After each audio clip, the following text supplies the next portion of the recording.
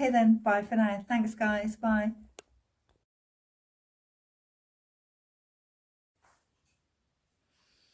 Hi folks.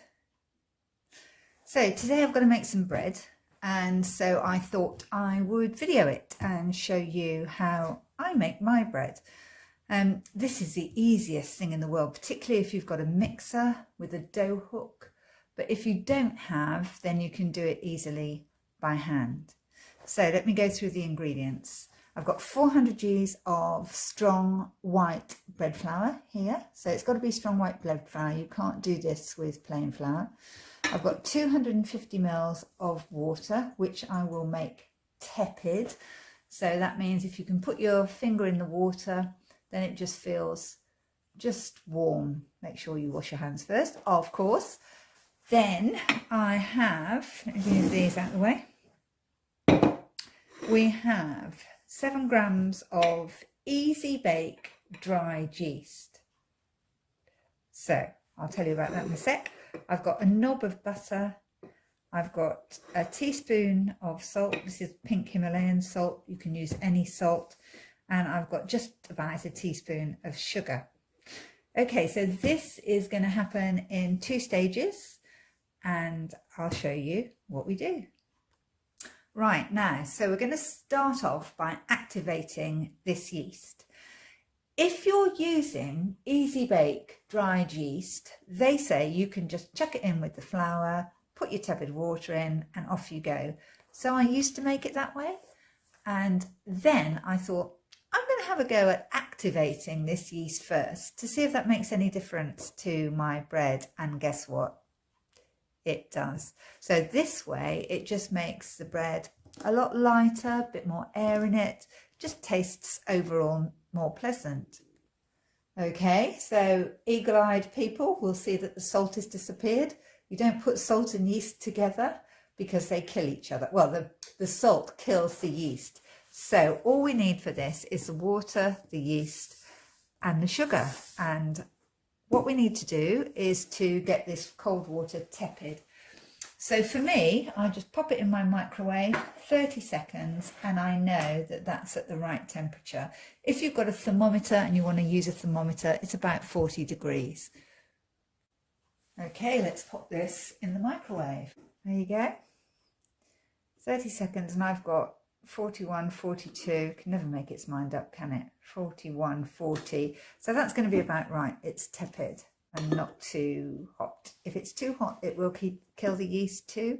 If it's too cold, the yeast won't activate. So all we're going to do is pop this yeast in the water. I'm going to put the yeast in the water. And I'm going to put the sugar. This is caster sugar, but you can use any old sugar.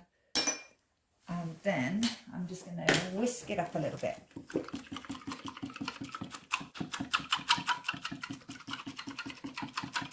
Just till it's dissolved.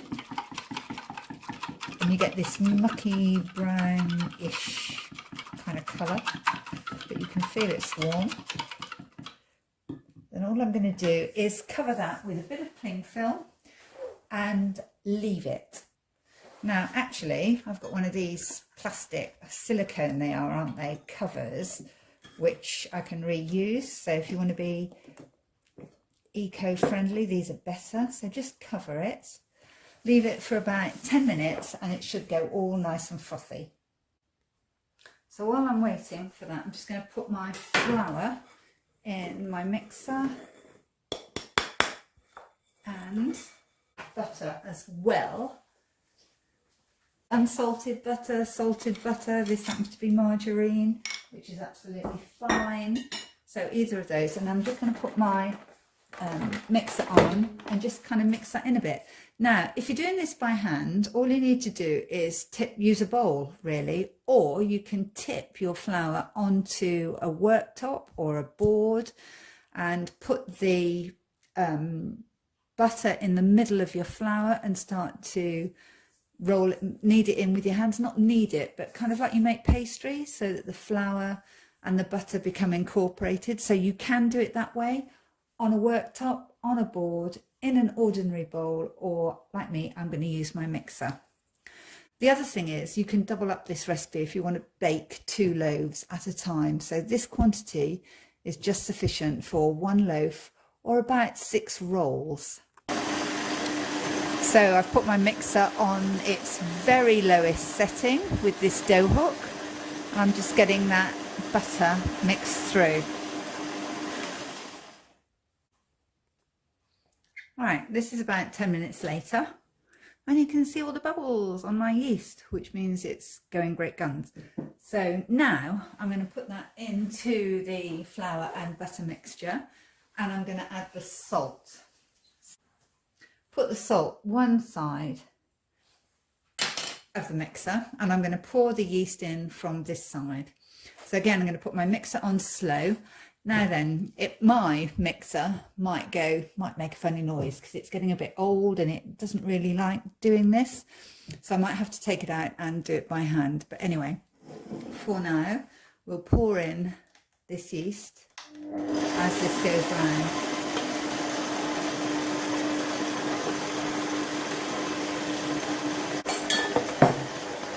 Right, so the mixer is doing its stuff. Let me see if I can get you a bit closer.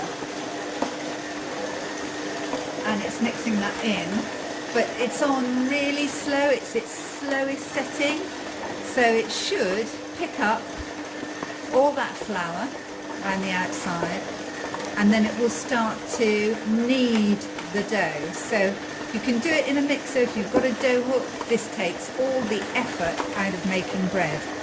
If you have to do it by hand, put it on a board. You might need a dusting of flour on that board and just knead it by hand for about 10 minutes.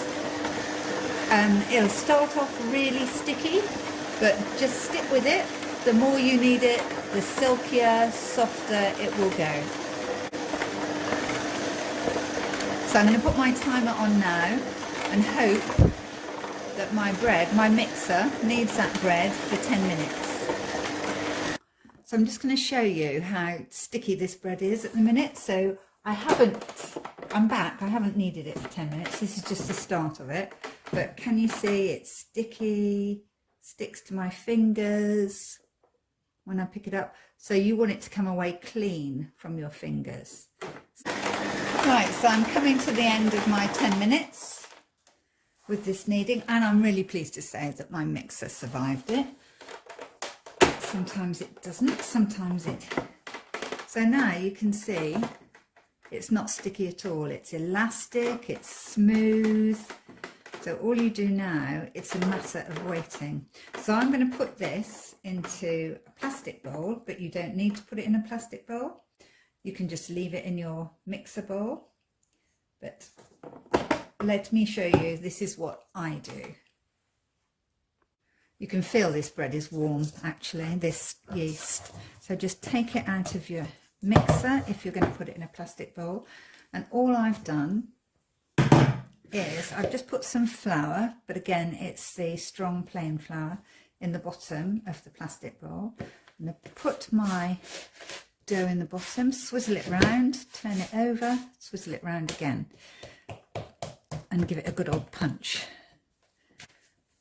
You don't have to do that, this bit, it's just me. And then just cover it with a damp tea towel and leave it for an hour, and it should come back. It should, it should double in size. So, but make sure your tea towel is damp. You can do it with cling film.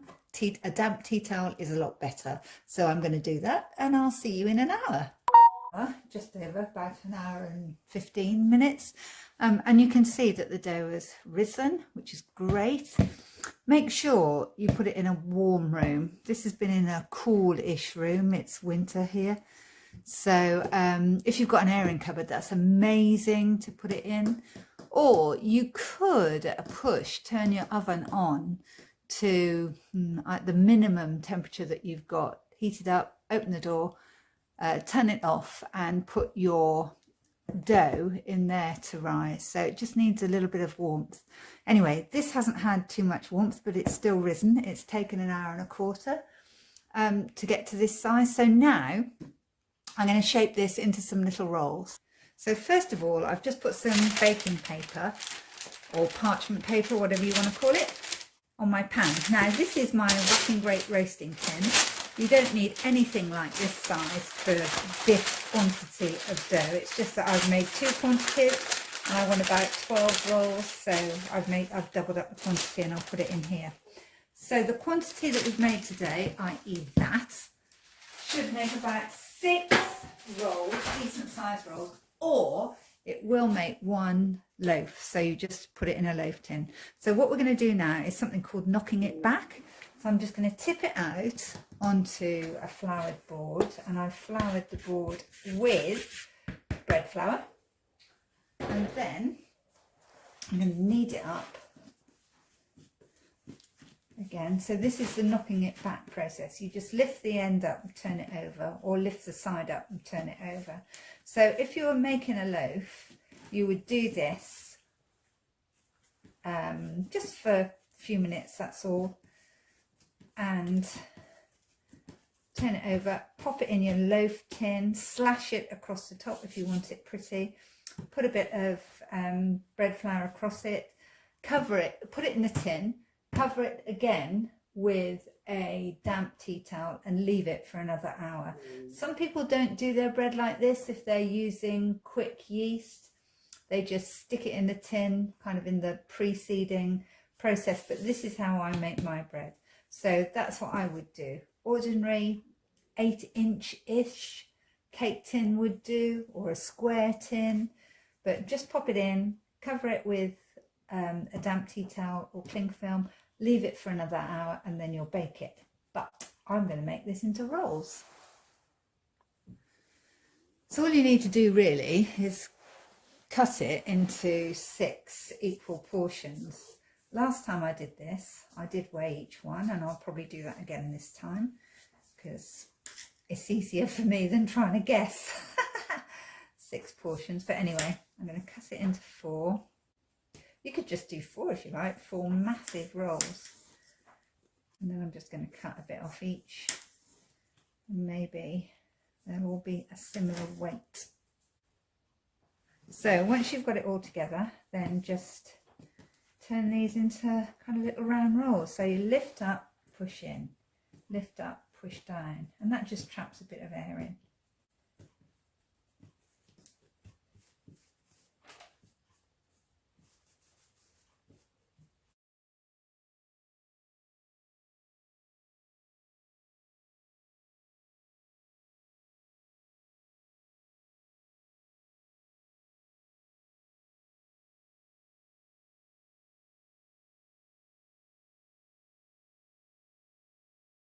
So there we are, I've got 11 rolls there out of 2 batches of that bread flour and the mixture that we made. So you get 2 loaves out of this, out of double that quantity. The quantity that we've made, you get 1 loaf. So I'm now going to cover these again with a damp tea towel and leave them for probably another 45 minutes before I bake them. So I'll see you in about 45 minutes. So there we are, I've got 11 rolls there out of 2 batches of that bread flour and the mixture that we made. So you get 2 loaves out of this, out of double that quantity. The quantity that we've made, you get 1 loaf. So I'm now going to cover these again with a damp tea towel and leave them for probably another 45 minutes before I bake them. So I'll see you in about 45 minutes. So here we are, 45 minutes later, and this is what they look like. So they've spread out a bit, which is great. So I've preheated my oven to 220 degrees Celsius, and that's a fan oven. So it would be 230 for a conventional, or I'll find out what the Fahrenheit is and I'll stick it in this video. So you need a hot oven for rolls and bread. So I'm going to cook this for about, I don't know, 15-20 minutes and see if they're done. And the way that I test to see if they're done, obviously they'll be golden on top and they'll be risen, but I'll bang the bottom of the pan with my knuckles, obviously with an oven glove on. And if it sounds hollow, then they're done. I'll show you anyway. So in they go. So these rolls are nearly done. So I've got my cooling tray. What are these called? Yeah, cooling tray. Cooling trays out ready. Last thing you want on bread is a soggy bottom, as Paul Hollywood would say. So as soon as they come out of the oven, I'm going to take them out of the tray and pop them straight onto here. So I've got a few of these out ready. You should be able to get cooling trays like this from anywhere really. I think I got this from Pro Cook. If I can find a link, I'll pop that in the description box below. Okay, so this is after about 25 minutes. This is what they look like. I've tapped the bottom. Let me see if you can hear this, because it's hollow.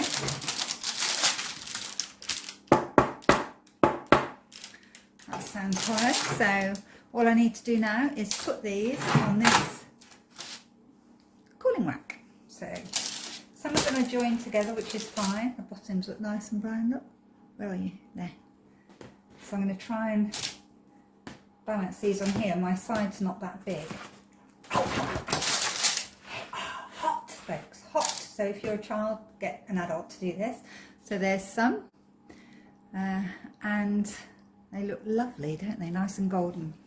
Anyway, guys, thanks so much for watching this video. I hope you found it useful, and do have a go and make some of these. They're dead easy and they taste delish, with some butter, especially when they're warm, and some cheese. But as I say, thank you so much for watching, and see you on the next video. Oh, bye for now. Bye.